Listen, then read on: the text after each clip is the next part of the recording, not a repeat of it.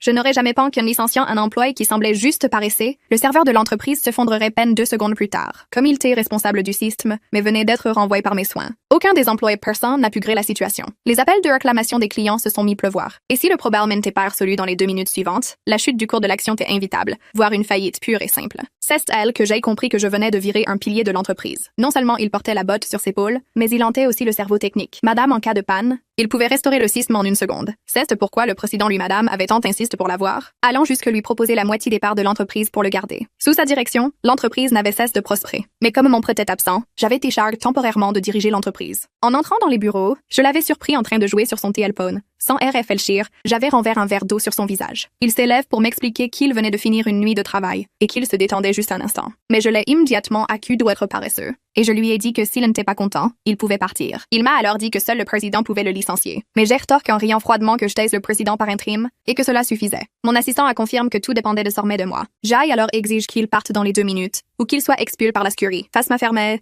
il a simplement déclaré que j'allais regretter ma décision. Il a commencé à ranger ses affaires. Son subordonne a voulu le suivre, mais il lui a rappelé sa vieille mère et son jeune enfant. Contre-cour, son collègue m'a demandé de reconsidérer la décision, disant qu'en son absence, personne ne pourrait maintenir les systèmes. Je l'ai impris en disant que ce n'était qu'un petit chef paresseux et je les somme de partir immédiatement. Mais peine avait-il franchi la porte que les systèmes sont tombés en panne. Les techniciens m'ont tout de suite signalé le problème. Je leur ai dit de le régler rapidement. Mais quelqu'un m'a rappelé qu'il avait construit l'ensemble du système seul et qu'il était le seul pouvoir l'arranger. J'ai refusé d'y croire. Et j'ai madame insinué qu'il avait sabot le système avant de partir. Soudain, je me suis souvenu d'un avertissement de mon frère, qu'il y avait une personne qu'il ne fallait jamais renvoyer. Et j'ai comment croire que c'était peut-être lui. Mais mes collaborateurs m'ont annoncé que les appels clients explosaient et que sans solution rapide, la valeur de l'entreprise allait s'effondrer. J'étais sous le choc et j'ai décidé de contacter le génie qui pouvait sauver l'entreprise. Ce que j'ignorais, c'est ce que le génie en question n'était autre que l'homme que je venais de virer. Pendant ce temps, il venait peine de quitter le bâtiment quand il a reçu mon message de détresse. Il m'a répondu que pour corriger la faille, il fallait qu'on se voie dans le hall. J'ai trouvé son ton familier, mais je n'y ai pas perdu attention. Je suis descendu au rez-de-chaussée et je les trouve encore sur place. Je l'ai immédiatement insulté en l'accusant de sabotage. Il ne voulait madame pas me répondre. Agac, je l'ai menacé de ruiner sa réputation. Mais il m'a demandé si mon preux était au courant de ce que je faisais. Pour couper court, j'ai appelé mon preux